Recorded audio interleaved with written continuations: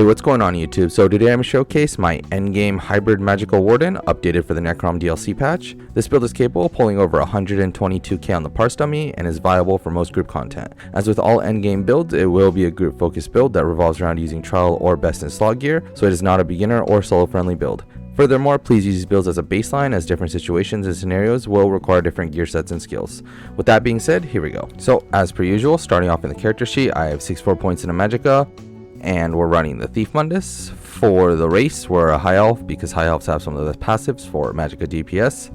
For the food, you have a few different options. For in content, Clocked Citrus Fillet is probably your best choice. A cheaper and almost as good alternative would be Witch Mother's Potent Brew. And lastly, if you're parsing or need more sustain, Ghastly Eyeball is always the go-to.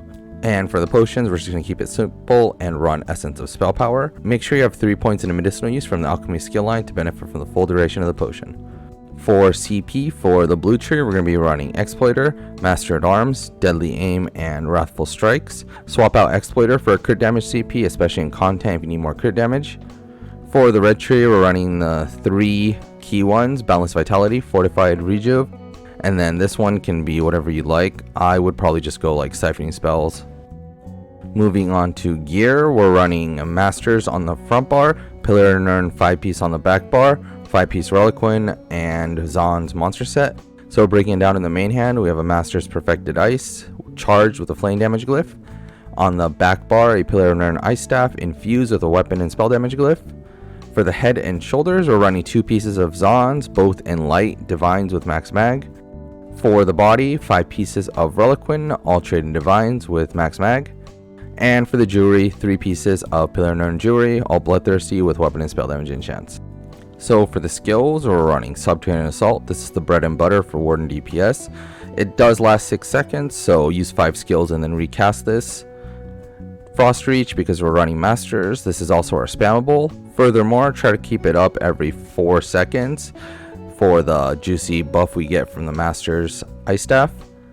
Cutting Dive, this is a stam based dot.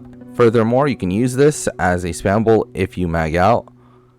Scalding Rune, a Mage's Guild dot we have just for extra damage. Barb Trap, this is going to give us a ton of hemorrhaging, good damage, and furthermore gives us Fighter Guild passives, and most importantly gives us Minor Force. And we're running the Barrel on the back bar, Winter's Revenge, a strong Warden dot. Unstable Wall of Frost, so this 10-second dot is what I use to proc Pillar. If you cast this in the very beginning, it'll always proc Pillar if you recast this as soon as it expires. This 10 seconds lasts perfectly and matches with Pillar. Degen, a Mage's Guild dot, does okay damage. Fetcher Infection, this is a Warden class ability, does good damage and also procs minor vulnerability, and second cast deals increased damage.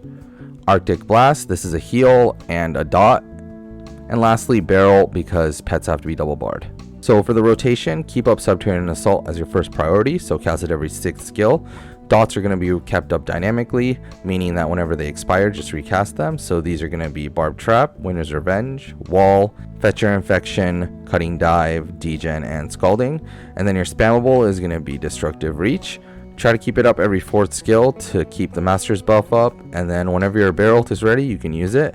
So what I like to do is I like to time the wall with the Pillar proc, meaning I'll use wall in the very beginning to proc Pillar off of it, and then every 10 seconds when wall expires, I just recast it and it'll proc Pillar every time. If you do run out of Magicka, I did state that earlier, but you can use Cutting Dive as kind of like a fill-in spammable that uses stamina instead of Magicka. So just very quickly, some closing thoughts. I decided to wear 2-piece Zaan's. Even though we are lacking just 2% crit damage on the back bar, the mag sustain was just so much easier, and I didn't really notice too big of a DPS difference. I did state this earlier, but casting Masters every 4 seconds is really nice and will increase your DPS, but if it is causing you too much downtime on your dots, you can not worry about it too much. It's not going to drastically decrease your DPS, but the better you get at making sure you keep your Masters up, the higher your DPS is going to be.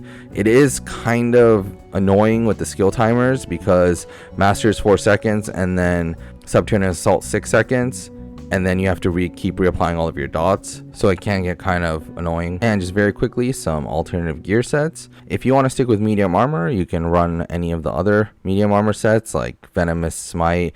You can even run Coral if you need a trial set instead of Reliquin.